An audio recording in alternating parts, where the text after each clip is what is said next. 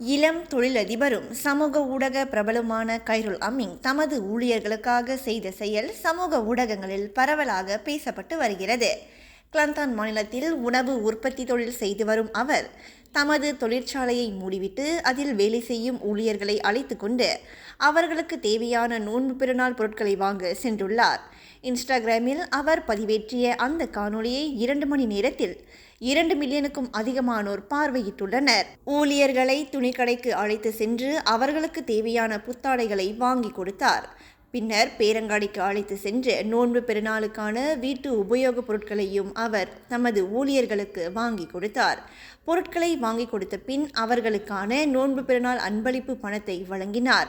தமது வர்த்தகத்திற்காக அயராமல் உழைக்கும் ஊழியர்களுக்கான தேவைகளை பூர்த்தி செய்வதே தமது நோக்கம் என்று 32 வயதாகும் கைருல் அமீன் கூறினார். சமூக ஊடகத்தில் பலரும் கைருலின் குணத்தை பாராட்டுகின்றனர். கைருல் கடந்த 2021ஆம் ஆண்டு சம்பால் வகை உணவுப் பொருளை அறிமுகப்படுத்தினார். கடந்த ஆண்டு பிப்ரவரி மாதம் அவர் அறிமுகப்படுத்திய 2வது சம்பல் உணவு 3 நிமிடங்களில் 1.2 மில்லியன் ரிங்கிட்டிற்கு விற்பனையானது குறிப்பிடத்தக்கது.